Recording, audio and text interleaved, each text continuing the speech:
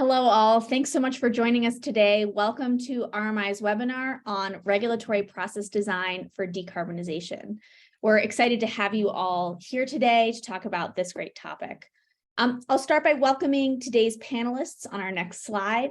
Today we're joined by three distinguished individuals. Josh Ryer is the Managing Director of the Technical Staff at the Connecticut Public Utilities Regulatory Authority. He's going to be joining us today to talk about Connecticut's equitable modern grid framework and sharing their commission's experience establishing the Innovative Energy Solutions Program. Carrie Zalewski is the chairman of the Illinois Commerce Commission. She's joining us to discuss the CEJA legislation's influence on regulatory decision-making, with a particular focus on the stakeholder workshops the ICC ran last year to facilitate the development of utility performance and tracking metrics. And last but not least, Ted Thomas is the chairman emeritus of the Arkansas Public Service Commission. Ted will be reflecting on his time at the PSC to share examples of how process design influenced regulatory outcomes. I'll give you a sense of our agenda on the next slide.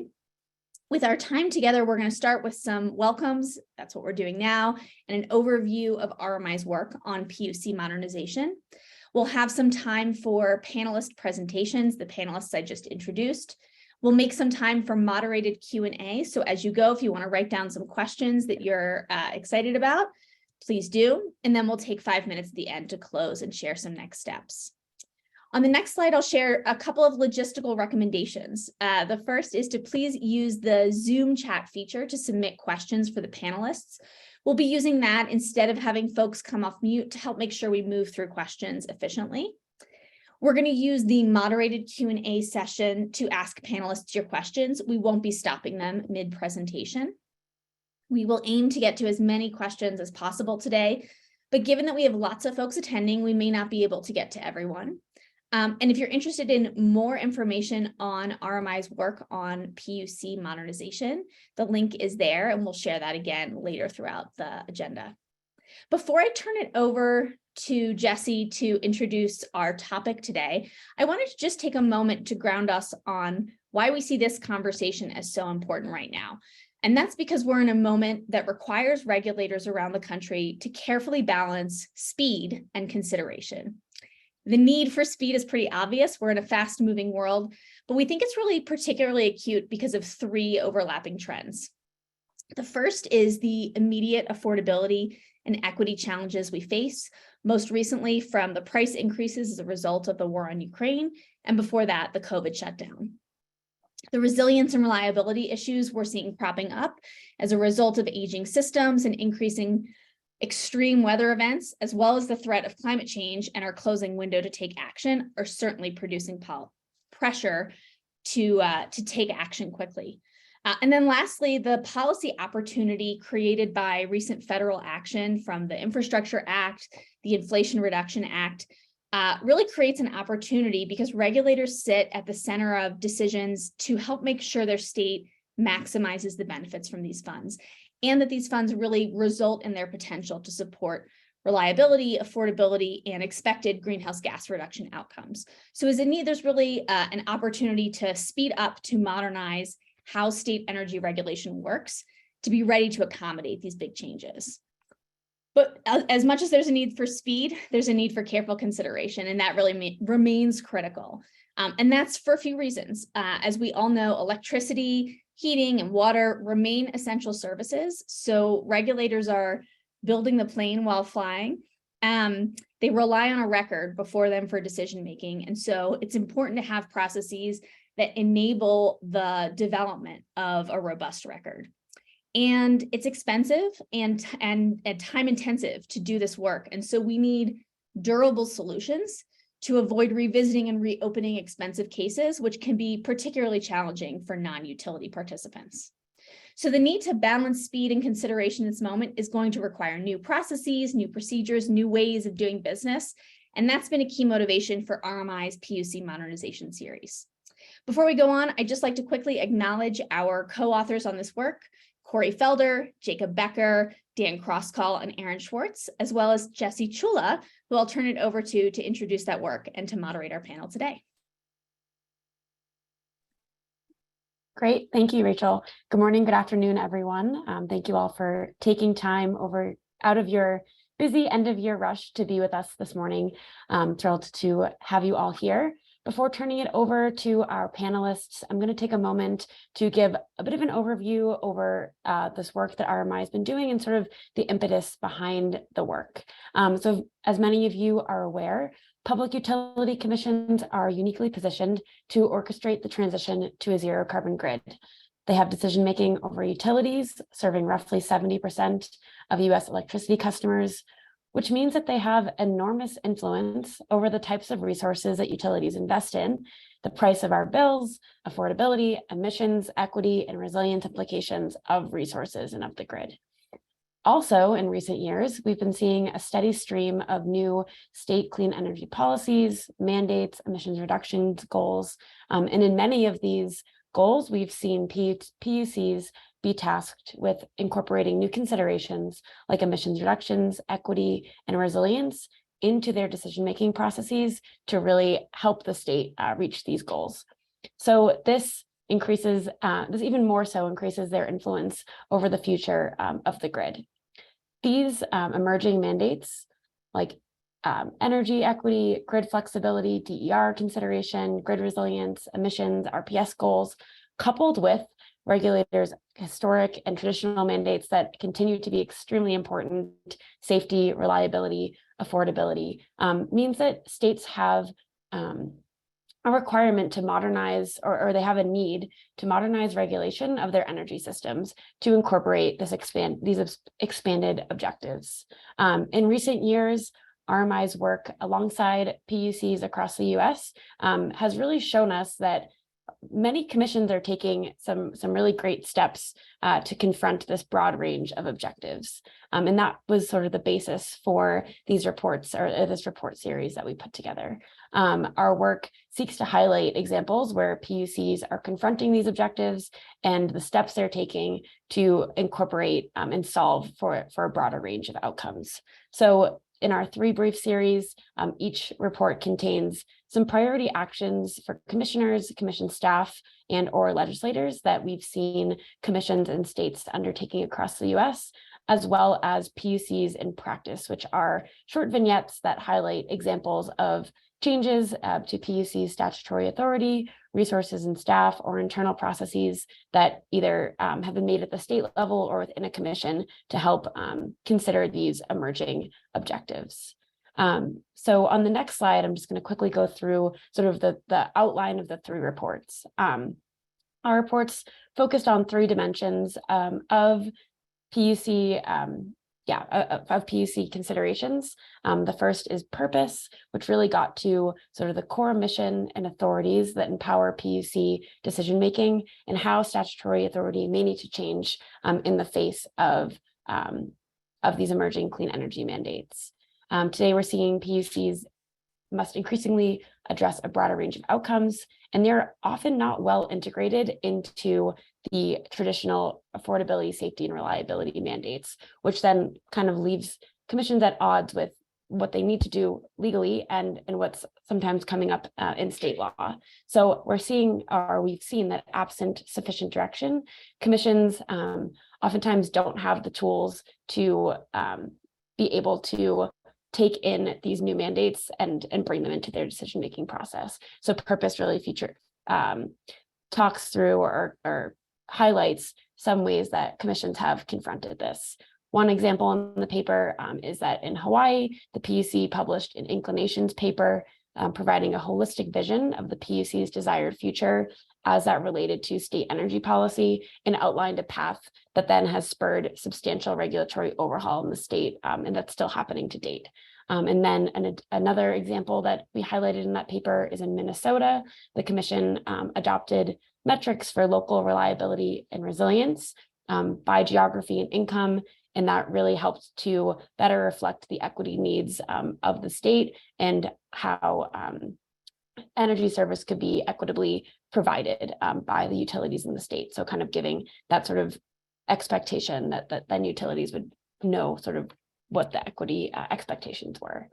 The second paper focused on people, really the individuals, staff, and resources that make up the PUC governance structure and shape decisions. Even before these new requirements happened, many PUCs have a fairly resource-constrained baseline.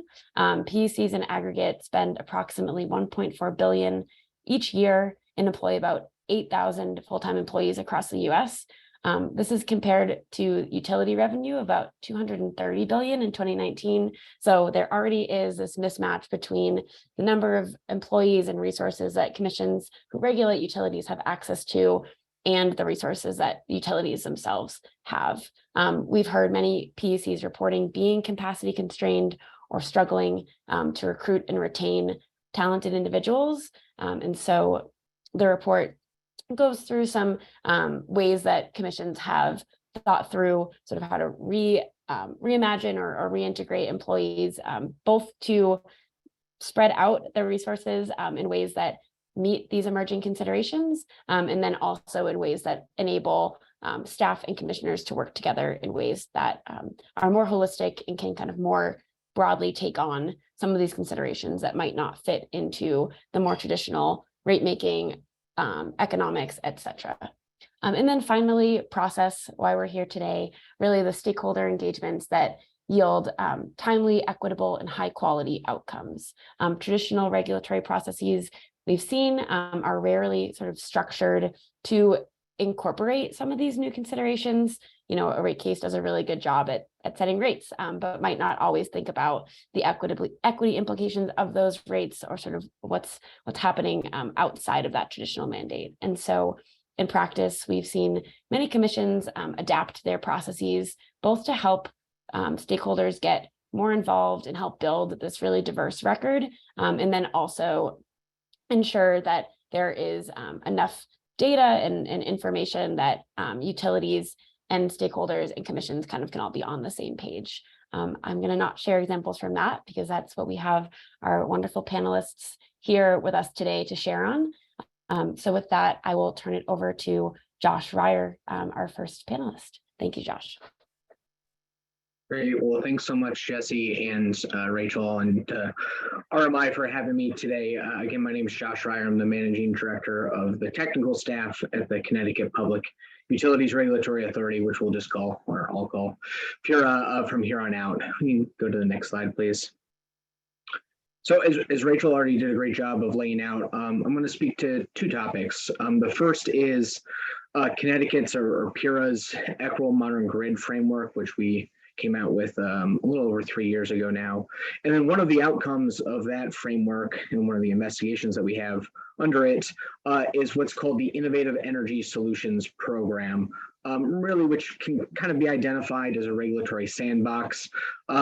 We internally, we like to joke that it's more of a kind of a communal garden. It's not exactly fits into the strict definition of a regulatory sandbox, but you can loosely associate it with that concept. So next slide, please. So to start with the equitable modern grid framework, really this is PURA's take on the grid mod work that we've seen really throughout various jurisdictions over the last 5-10 years. And of course, you know, looking throughout we have the benefit of being able to look throughout the country and see what folks have done. And I think two of the things that we tried to bring to this experience and our take on it were first and foremost was the proactive nature and really what we already heard about some other approaches taken in Hawaii briefly is the importance of a comprehensive approach and getting out in front and saying and laying out what are the objectives of what we're trying to achieve here and what do we see based on our public policy context and our statutory authority, where do we see the important areas to focus to most effectively achieve our goals. So in the equitable modern grid framework, which is hyperlinked here, and like I said, was released a little over 3 years ago in October of 2019, we identified 4 goals that are listed here. And you know, just looking at the goals, you'll see any one of those goals might be in conflict with each other on a particular topic that you're looking at. Just for example, if we're thinking about a more resilient product, often that means a more expensive product. But certainly the way we like to think about it and the importance of a comprehensive approach is that in concert, all of the things that we're doing under the Equitable Modern Grid will hopefully advance all 4 objectives. And then the last thing, so I mentioned one of the things that we learned and wanted to bring to this approach is being proactive and comprehensive in laying out the vision and the direction over the next few years. We also wanted to bring the lens of equity to this, not only explicitly in the title and how we think about these topics, but also individually in each of the investigations, of which there's actually 11 that we opened under this framework. And so it was really important for us to bring that, because we thought not only was that missing currently in Connecticut, but had been missing in some of the other grid mod efforts across the country. Next slide, please. Great, so I just mentioned equity. I'll quickly go over this slide. There's more here that I want to unpack, but I just want to highlight that equity means more than just, at least to us, making sure you're thinking about it in the context of a proceeding or a rate case. It also is inclusive of inclusivity, organizational structure, and making sure that we're working with our counterparts in state government, in the legislature, the executive branch, to make sure that we're really thinking about these things comprehensively and bringing equity into those conversations. But the two, so I already mentioned substantive lens, I mentioned a little bit public policy. In terms of organizational structure, that was really important for us. Right after this framework came out, we actually restructured, and we now have a unit called the Clean and Affordable Energy Unit within our staff. And of course, we're always looking for a diverse set of opinions and backgrounds to be able to not only in the process that we have bring new perspectives into it, but actually bring new thinking and perspectives into how we think and how we make decisions. And then what I'll touch on in a second is the importance of an inclusive process, having a very broad net at the beginning to make sure that your traditional stakeholders, but really importantly and increasingly bringing in non-traditional stakeholders to the process. Before I talk about the process, next slide, please.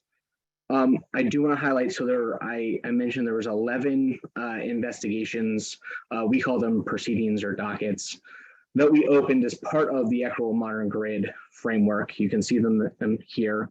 But the first 6 are really the ones that I'm going to highlight today in the process that we undertook with those first 6. And those were looking into advancing energy affordability, thinking about advanced metering infrastructure. In Connecticut, we have one utility that has lots of digital inverter meters already deployed, another that does not.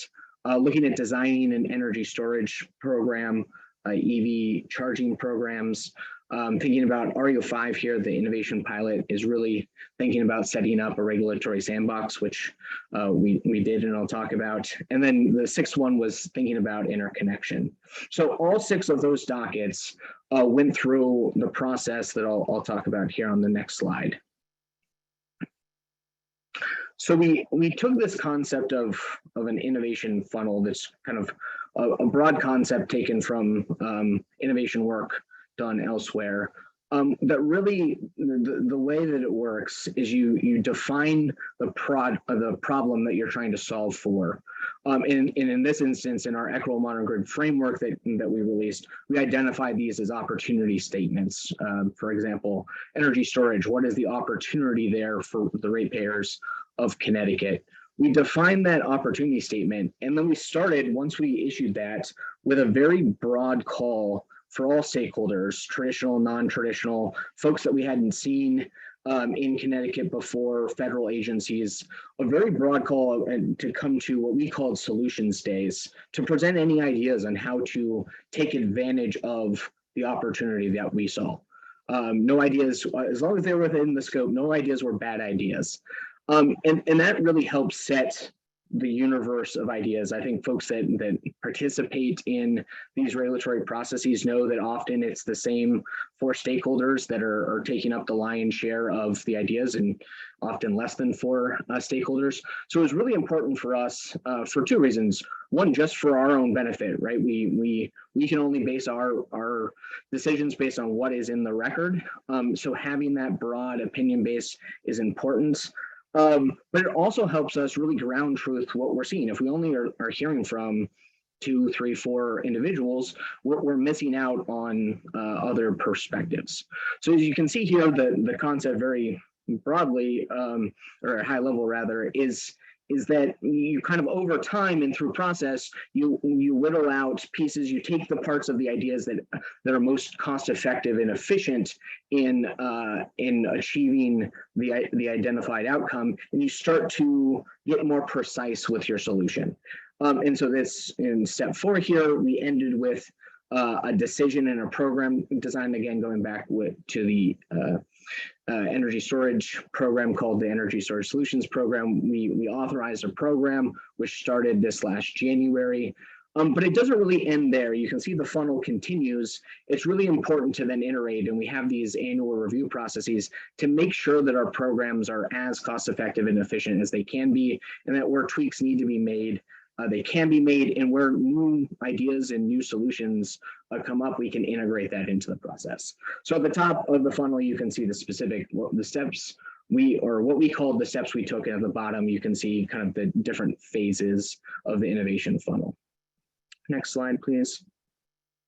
Great, and so I already teed up, we had 11 proceedings that were a part of the Equitable Modern Grid framework. The 5th one was looking at innovation pilots, which a little bit ironically is a bit of a misnomer, because what we are really looking to do is to just cure pilotitis. Folks might have heard of that term, where really, at least in the Connecticut context, and I know in some of our neighboring states, we've seen pilots be, deployed, and with the promise of potentially having, scalable solutions, or providing scalable solutions or learnings in other applications.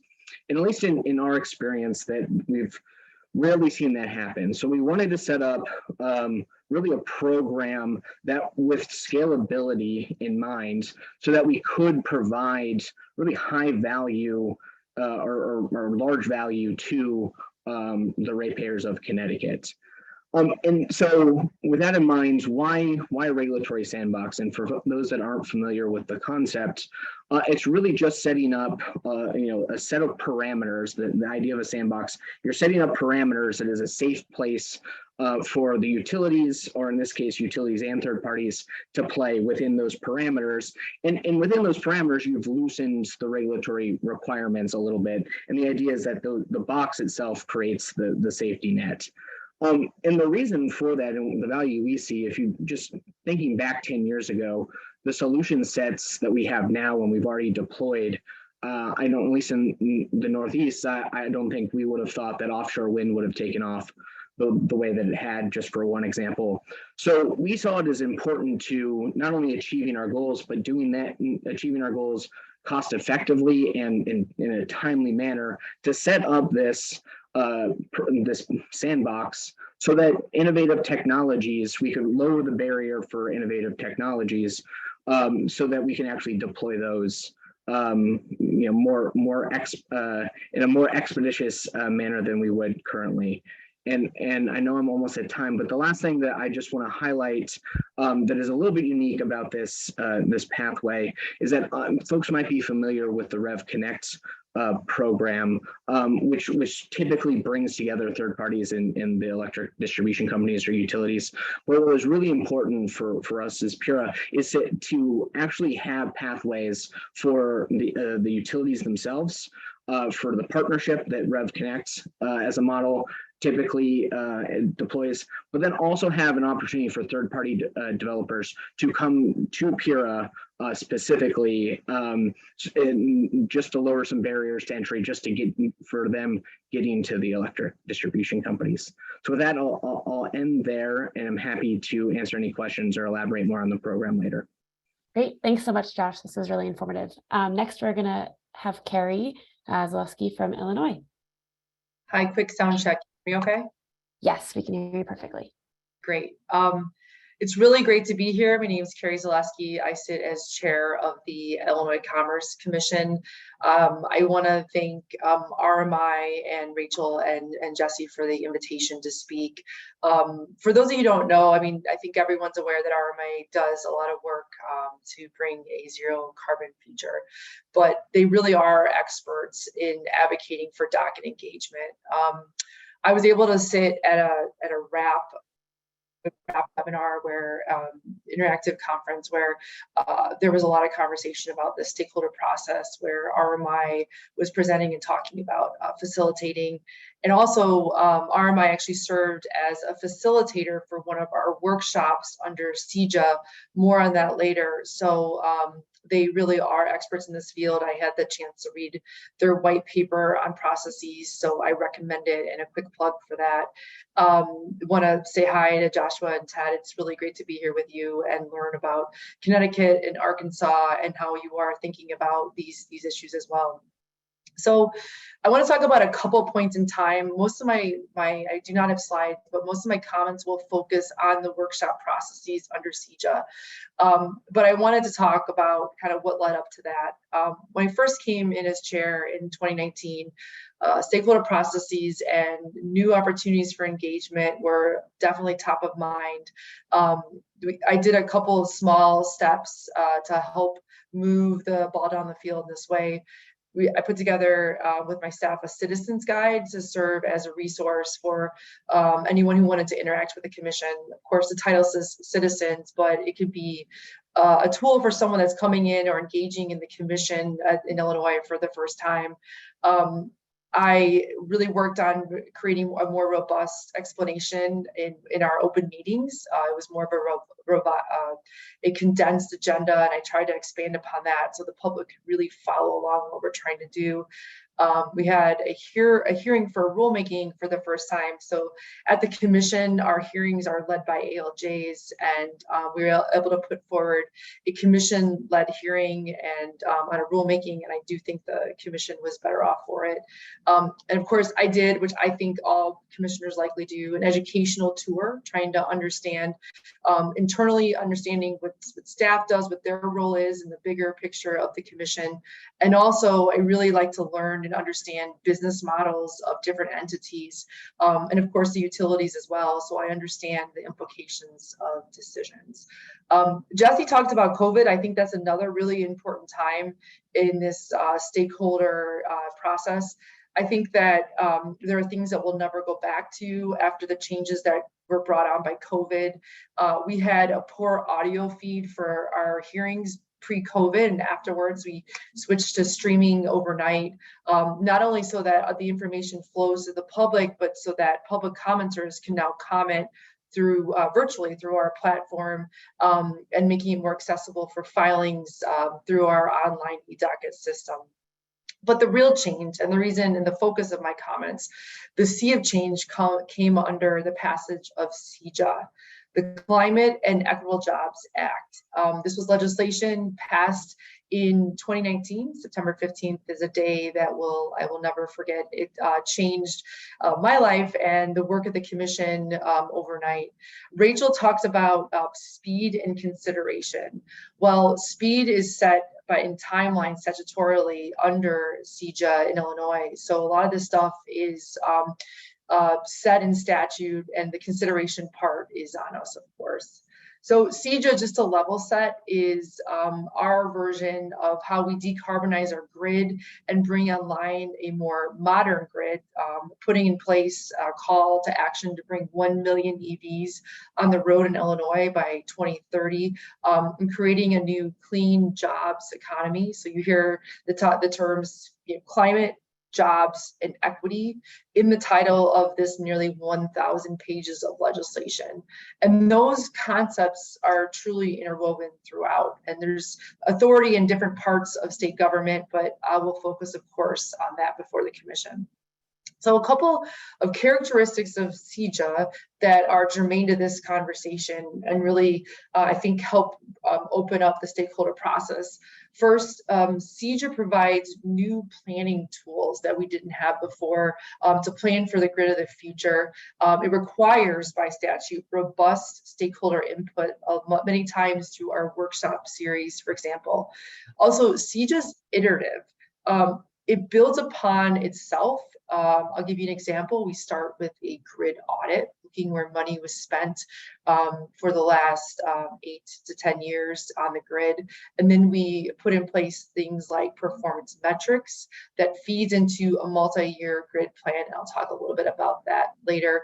But it's iterative in that it comes back around. And we're doing a multi-year grid plan next year, and we'll do it again 5 years from now. So there are different times to participate. And if you don't like what happened this round, you know, then the idea is that people will voice their concerns the next round. So, you know, the ICC has spent the last 15 months implementing CEJA, and equity certainly and engagement have been core principles. So now I want to focus on workshops. So before the cadence and written into legislation is the requirement for workshops for a variety of our dockets, not all, but a handful, a majority of the new dockets that are coming rapidly before the commission. So quite literally, legislation was signed into law on September 15th, and we turned around the next day and figured out how to get these things up and moving. I mentioned we started with the grid audit, but the workshops began on dockets including the storage docket, the performance and tracking metrics docket, the low income rate docket, beneficial electrification plan, renewable energy access plan, the equitable energy upgrade plan, which will lead into the grand finale, the multi-year grid plan to be filed next year. And I think an important part of these workshops is that there is a feedback loop. So there's many ways to participate. The idea is to lower barriers of entry. In Illinois, you have to be an attorney to file formally in a docket. In workshops, you do not have to be an attorney. So that hopefully allows greater accessibility to the dockets. And in this feedback loop, a party, for example, could request to present at a workshop. They could put in a request to be a formal presenter. They could also ask questions after the presentations through Q&A, and there's also an opportunity for feedback after the workshop. So this is a really important characteristic of the workshops to make them meaningful. They were obviously live workshops that were streamed, so anyone could watch live. They're also recorded and added to our website if anyone's interested in checking those out. Important part of these workshops too, there was a requirement for some of these workshops to be held after hours. And a lot of these dockets and these plans had multiple workshops over multiple days with the requirement of an after hours workshop being part of one of them. And again, the idea is that there's not a barrier of entry. If you're committed to work during the day, you can participate at night. Just a couple other points of ways that we increase meaningful engagement during the implementation of CEJA. I talked about our website. So we have a web page dedicated to CEJA implementation. It's got a lot of words on it, and it may not be organized in a way that is easy on the eyes, but it's all there. Not only the dockets themselves, but also I mentioned the recordings of the workshops. We work through our comms director to push all the information out as much as possible, indicating when the hearing will be held, and then talking about the orders after they come out. We also try to have a regular public-facing newsletter. It's called The Wire. It's on our website that recaps what we've done before. I talked a bit about the iterative process, and I just want to talk a little bit more about it. So we thought through legislation, we're required to get an understanding of where money was spent. So where capital spending, where the money was put onto the grid between 2012 and 2020, looking at things like safety and KD reduction initiatives and DER interconnection applications. And the idea is that you use the information in the grid audit to help us inform decisions made in the performance metrics, because how can we start tracking and give give extra credit to the utilities for meeting metrics if we don't know where we are now, which will ultimately feed into our vision of the grid of the future for our multi-year grid plan. And the other thing I want to mention, and an important piece of CEJA as well, there's a docket, a rulemaking currently open before us about intervenor compensation funds. So this is another important piece. And then I see my time's ticking down too. I just want to give a quick plug. The credit really, of course, goes to the staff, the facilitators, and the stakeholders that engage, because without these three components, none of this will work. So thank you for giving me a bit of time. Thanks so much, Carrie. Again, that was extremely enlightening. I feel like it's always interesting to hear how the process is going from your side of things, and then reading from it from an outside perspective it's always nice to be able to hear sort of some of the comparisons and get some of our questions answered. So really appreciate you taking the time this morning. We'll turn it over to Ted, and Ted, whenever you're ready, you can go ahead. Thank you. And I'd also join my colleagues in thanking RMI. As a regulator, it's great to have a source of public interest oriented, rigorous research. And RMI is certainly a source like that. Years ago, I was doing legislative, teaching the new folks how to be legislators. And what I would tell them is there's three things you have to figure out, and it's policy, process, and people. So when I saw the 3 Ps, although it was purpose, which is similar, it reminded me of that. And the policy is obviously the most important.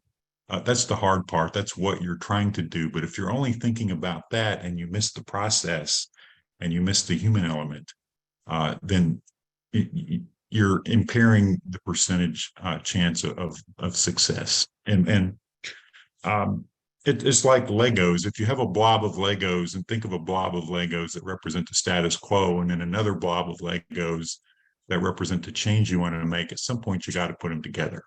And to me, that's what process is all about. It's not just the Administrative Procedure Act rules. It's also how are you going to get there?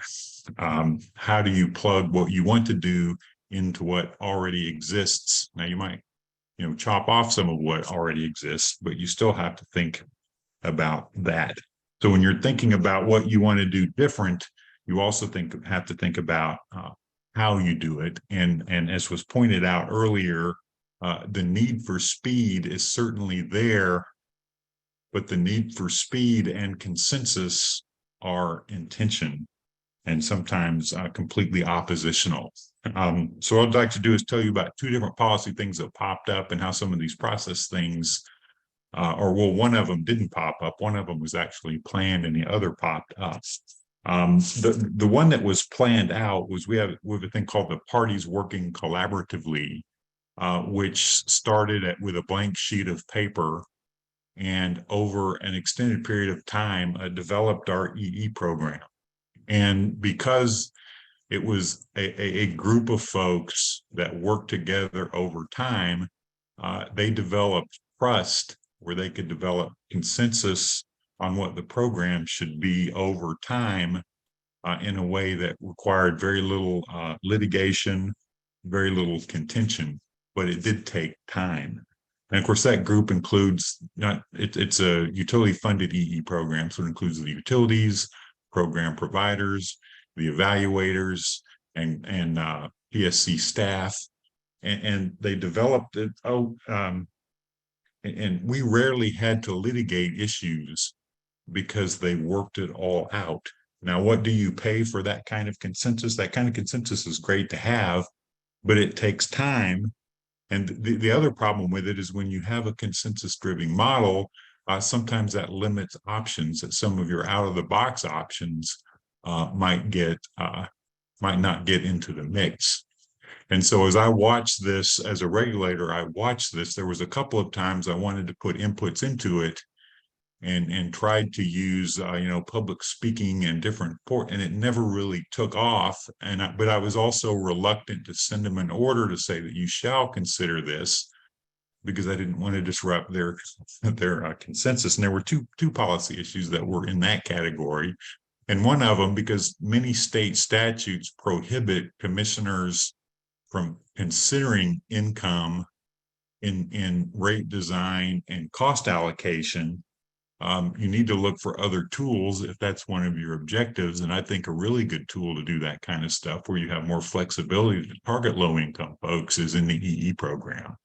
So on a number of occasions, I tried to drop hints, what can we do? What can we do? What can we do? And I didn't really see outcome from that, but at the same time was also reluctant to disrupt a consensus process that produced a good program. Now in the ACEEE, on a regional basis, we do all right. When you isolate to the EE program by itself, on a regional basis, we lead the SEC in not in football, but in EE and in our Entergy, which is a multi-state utility. Arkansas is 23% of Entergy, but it's 70% of the EE spend. So we see success, but then the consensus model is somewhat limiting. A second thing is, we want to look at what I think of as EE 2.0, which is trying to use AMI data to get a more accurate measurement. But that was something else I would discuss in public, but it never took off because we relied on a consensus model. A second program developed a little bit different. It was my intent to work on a demand response type program. And when we had that settled, we would look at solar. But in the legislative session, a non-controversial bill popped up that allowed leasing in net metering. And that was an opportunity. It came in like a fastball, and I'm like, I can hit that one. So we, just by the seat of your pants, changed the approach. Okay, we're going to do solar first. And in about 2 weeks from the opportunity appearing, not only did we have a plan, we amended a non-controversial bill to allow scaled up to 20 megawatts of net metering. It's basically scaled solar self-supply.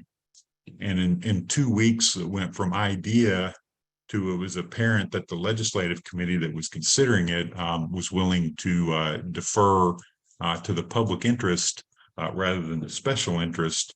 So we set up this program, but it is born and continues to live, unlike the EE program, in extreme contention.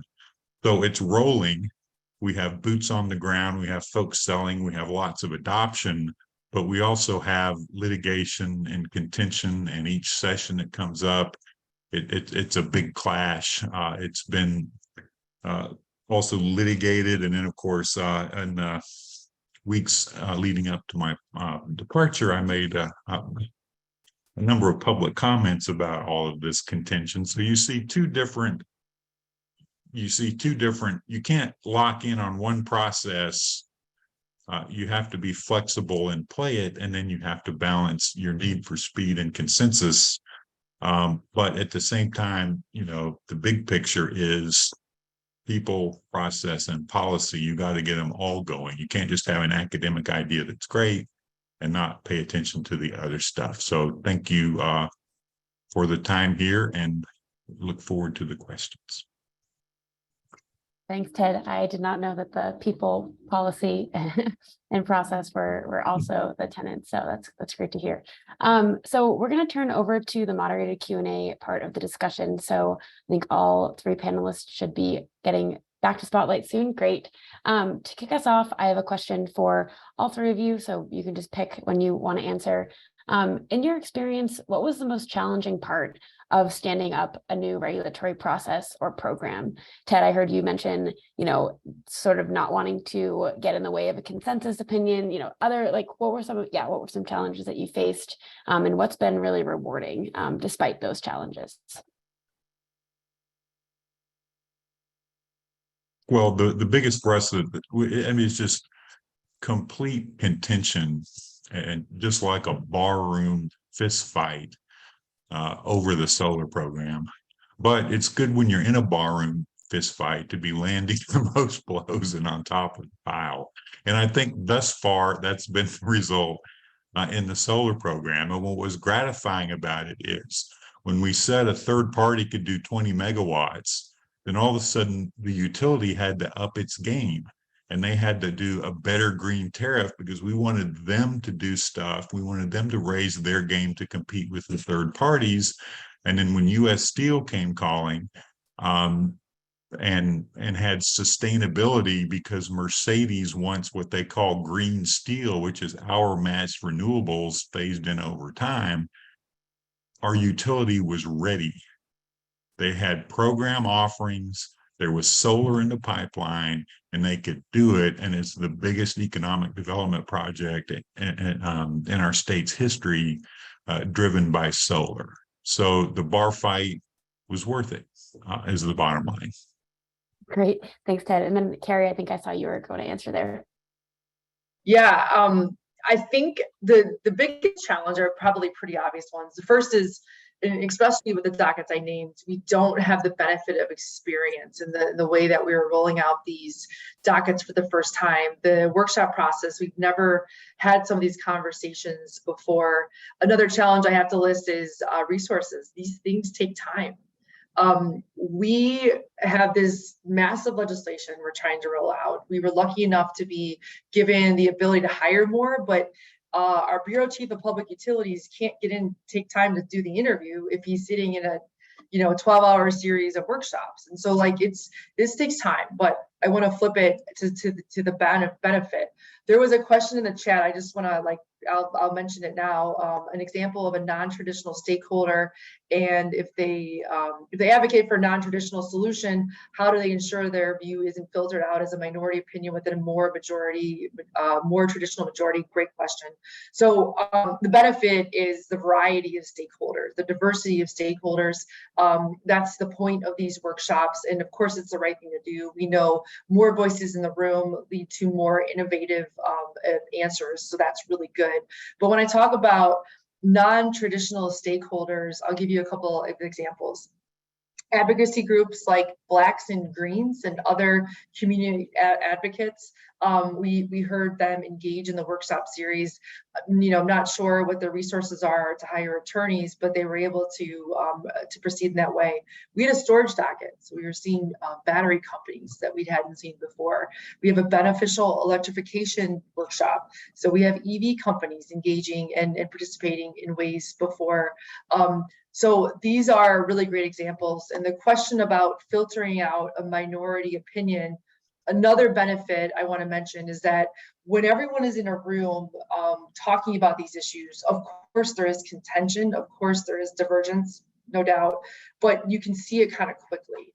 And so the things that there is agreement, we can kind of move those aside and move on to things where contention lies. And then if folks are listening in and seeing where their allies lie, there's an opportunity to maybe engage them in another way outside the docket, or so there's more ability for allegiances to form. So it kind of streamlines the process, and in the back end reduces resources, figuring out what's contested and what's not. Yeah, and I'll just very quickly add, I couldn't agree more with Carrie on resources and internal expertise. We talked about the funnel and having all these ideas, but if you don't have the resources and internal expertise to know how to filter it down, that can be difficult. But what I will say, just frankly, is, I think from my ideal perspective, and you heard this from Ted, if you can have stakeholders go over a multi-year process and find common ground and find where their interests are aligned, that's ideal, right? Because then they are filtering together in the same direction. But frankly, sometimes that's just not a possibility, and we're working on shorter timeframes. And there's all sorts of legal, procedural roadblocks that someone that might not want to go in that direction can throw up. But to just like Carrie did, to switch that, to turn that to a positive, I think we saw with the Innovative Energy Solutions Program very quickly, and a plug for, we worked with Stratagen on this design of this program. We very quickly were able to get stakeholders, and even our consumer council, who you would think obviously would be concerned about the riskiness of using money on some of these projects. We were able to allay those fears, but also show the EDCs, third parties, other advocates, how this could actually align all of their interests. So I'm really happy to say, it's only been a couple of years, and folks really everyone seems to be excited about this. So I think that's a success story of a short turnaround of getting everyone on the same page. Awesome. Thanks all. The next question we have is, what's one thing that you would want another regulator or other regulators to know if they were going to try to make a similar change to a regulatory process or program in their state? What advice do you have for them? I can go first. I don't have to. You go. Why don't I go, Josh, then Ted? Yeah, just very quickly. One thing we're learning is, right, you think, especially from a staff perspective, you think, hey, we're going to spend these 2 years, we're going to design this thing, it's going to be great. And then, right, close up shop because we've done all this work. And that's just not the case, right? You're talking about, we're designing 6-9 year programs. And there's different challenges that are associated with designing a program versus the implementation. So to the extent you can start thinking about implementation in the design phase and have not only an internal staffing plan for that, but understand who's going to be working on what in terms of other stakeholders and what those processes look like. At least for us, we've been more successful at those programs that we proactively thought about that. Awesome. Thanks, Josh. To me, the absolute first priority, and there's lots of priorities out there, but me, the first one is manage the relationships in your building. Manage the relationships with your colleagues and your staff. That is where you start. The authority of commissions over energy is very, very deep. Now, it's a narrow area. It's just the energy area, which is a very important area. And there's so much authority that can be exercised if you get on the same page. You got to get on the same page, manage the relationships with your colleagues and with your staff. That's the key to exercising that authority in a way that's consistent with the public interest, is getting everybody on the same page. Awesome. Thanks, Ted. Just real quickly, and I'm maybe repeating a little bit, but Ted, absolutely correct. But since I'm focused on the workshop process and you're looking for some takeaways, I talked about the low barrier of entry being a really important part to these workshops. And I want to just echo that. And then realizing the true value. So you put in the work up front and you can, in the long run, reduce resources overall. And so, this is a place where you can test language of the law in a workshop, and you have parties discussing and pointing the issues. So it's a place to see where the conflicts really lie and where there is agreement. So just be putting the work at the front and you'll see the benefit, hopefully, on the back end. Awesome. Thanks, Carrie. Josh, this question came in for you. It's from Jake Duncan. It's, can you speak more to how PURA arrived at its view on equity via the statutory guidelines set out by Connecticut? Yeah, that's an interesting question. And thanks for the question, Jake.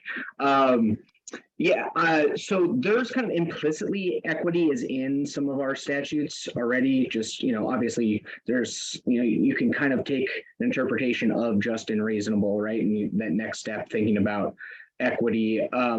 But really there isn't a direct or explicit statutory mandate for us to incorporate that into what we do. It's really just what we've seen from equity has been included in lots of, so for example, there's been some procurements that are our counterparts at the Department of Energy and Environmental Protection in Connecticut, where equity was included in that statute.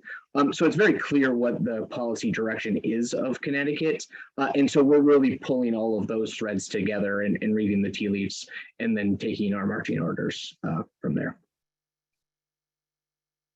Awesome. Thanks so much, Josh. Next question is coming from Eric. And the question is, are there examples of commissions advancing policy or law, even when it's not yet required by state legislation? Or are you seeing, or any of the three of you seeing examples about, commissions taking action when it specifically opposes, or what about state policy specifically opposing an equitable clean energy transition? Sort of, times where commission action might be in conflict with legislative action. I can quickly note, Oh, hey, Jesse, I should let you know that it's Ed Baker and he has your stapler. That's a really funny comment. But my comments are focused on legislation, but I'll say that the answer is absolutely there are opportunities. We were looking at things like interconnection rulemakings, for example, the ability to figure out some of the conflict that exists when a developer has issues with connecting to the grid. Access to data is another really important part. How do we strike that balance between security and the ability to access some of this data for grid edge technologies? I mean, net metering is an issue that comes up oftentimes. So the answer is absolutely. There is opportunities outside of legislative mandates. So we are working on in Illinois, but legislation does help speed things up, I will say. Yeah, and I'd add too that, I mean, if you think about what is driving legislators, right, it's their constituents, and to the extent that you have a public process and clear consensus on the direction, it's unlikely that that direction is going to be overturned, particularly when you have other instances like in Connecticut, where you can say, hey, there's 3 public policies that have already been passed talking about equity here. We're not out on a limb. And by the way, we have the support of stakeholders and your constituents. And then what I would add to that, there's an institutional and cultural differences with the PUCs, where some of them see themselves as only implementers. The legislature tells them what to do and they do it, and others see that they have more freedom to act and to initiate. And a lot of times the statutes have similar language, and it's just a tradition that develops over time. With our EE program, there was really it was a statute from the energy crisis of the 70s that was used decades later because it was broad authorization to go there. And then of course, all of this, the people element becomes, it's your relationship with legislators, governor staff, that you navigate where you push the boundaries without causing blowback is what you try to do to navigate when they're thinking about doing something that you don't think is the right way. At the end of the day, you have to follow the law, but you want to bump it around and chip a little off in the legislative process, and then comply with it in a way that doesn't undermine the other things that you're trying to do.